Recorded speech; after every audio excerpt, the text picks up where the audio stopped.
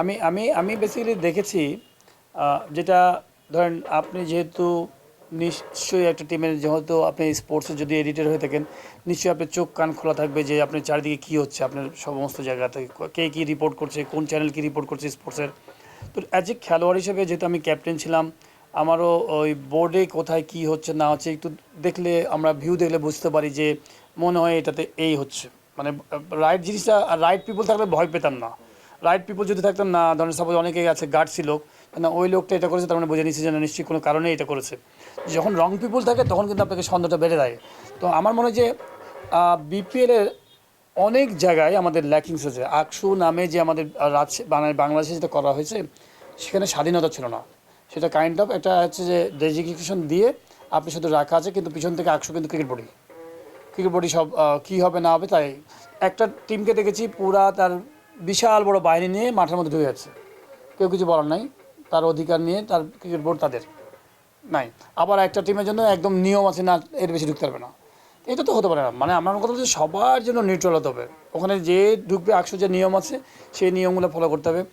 Second হচ্ছে আমাদের BPL খেলাগুলোকে আপনি ম্যাক্সিমাম দেখবেন যে আমাদের বড় বড় কোম্পানিগুলো যারা বিপিএলে আছেন আমি তাদেরকে ছোটো করে বলবো না, তারা হয়তো ইনভেস্ট করেছেন অবশ্যই আমাদের ক্রিকেটের জন্য অনেক ভালো। টিমগুলোতে ম্যানেজার যে নিয়োগ করা হয় ক্রিকেট বোর্ড থেকে নিয়োগ দিতে হয় বেশিরভাগ ক্ষেত্রে রিলেশনের মাধ্যমে যে আচ্ছা আপনি টিম নেবেন নেন আমি ঠিক সব করে দেবো, আপনি তো জানেন না ক্রিকেট আমি সব করে দেবো। তো ম্যানেজারগুলোকে সব নিয়োগ দিতে হয়েছে 6টা টিমে বা 7টা টিমে ম্যানেজার নিয়োগ দিয়েছে। আচ্ছা কোচ একে একে একে দিয়ে দিলাম ভাগ করে, প্লেয়ার মানে কোচের ভাগ দিলাম। আমি যতটুকু জানি অনেক প্লেয়ার বিপিএলে টিম পায় নাই। কেন পায় নাই? এখান থেকে ইন্ডিকেশন দেওয়া হয়েছে অকশনে এই কোচগুলোকে এই প্লেয়ারগুলোকে ডাকা হবে না, ডাকবা না। এটা তো হতে পারে না। টিম হবে স্বাধীন। কোন প্লেয়ার কী ইনডিসিপ্লিন ছিল কী ডিসিপ্লিন ছিল জানে আমার কথা হচ্ছে সে যদি ফাইনের মধ্যে না পড়ে থাকে যে যদি সে সাসপেন্ড হয়ে না থাকে তাহলে অকশনের মধ্যে কেন ভালো প্লেয়ার চান্স পাবে না? তো অনেক আমার কাছে মনে হয় যে এই কাজগুলো করা হয়েছে।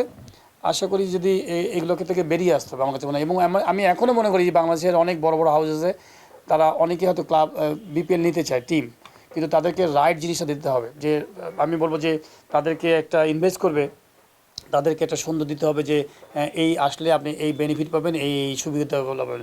আপনি একটা ব্যবসায়িক খামাখা 10 কোটি টাকা খরচ করবে। আপনি দেখেন বিপিএলে বেশিরভাগ কোম্পানি যারা টিম চালিয়েছে তারা হচ্ছে ক্ষমতাবান মানুষ ছিল। ক্ষমতাবান মানুষগুলো টিম বানিয়েছে কেন? তাকে তো টাকা খরচ করা লাগতো, বিভিন্ন লোক এসে টাকা দিয়ে যেত। আমি যতদূর জানি মানুষজন কেউ 5 কোটি কেউ 2 কোটি কেউ 3 কোটি টাকা দিয়ে যেত, বিকজ সে তো ওই চেয়ারে আছেন, বিকজ ওই চেয়ারকে দেখে দিয়েছেন তার স্বার্থে, বিকজ হচ্ছে 2 কোটি টাকা দিলে 10-20 কোটি টাকার একটা কাজ পেয়ে যাবে। তো এইভাবে আপনি বিপিএলকে মানে প্র্যাকটিক্যালি বিপিএলকে মার্কেটিং ওয়াইজ আপনি ব্র্যান্ড বানাতে পারেন। তো আমি হয়তো বলছি আপনারা হয়তো অনেকেই মিডিয়ার সামনে ভাববেন যে আমি এই পোস্টে আসার জন্য ভাবছি, তা না। এটা হচ্ছে আমাদের সাধারণ খেলোয়াড়দের আমাদের ধারণা। আমরা চাই যে আমাদের আশা লাগবে না, কিন্তু আমরা চাই যে এটা সুন্দর একটা পরিবেশ থাকুক, সেটা যেই আসুক না কেন এই পরিবেশ থেকে উদ্ধার করা। আমার কাছে মনে হয় যে এরকম নোংরা পরিবেশটা আসলে খুবই দেখতে দেখতে আসলে অপছন্দনীয় হয়ে গেছে এবং বলবো যে খুবই খারাপ জায়গা হয়ে গেছে। এখান থেকে উদ্ধার হওয়া এবং আমি মনে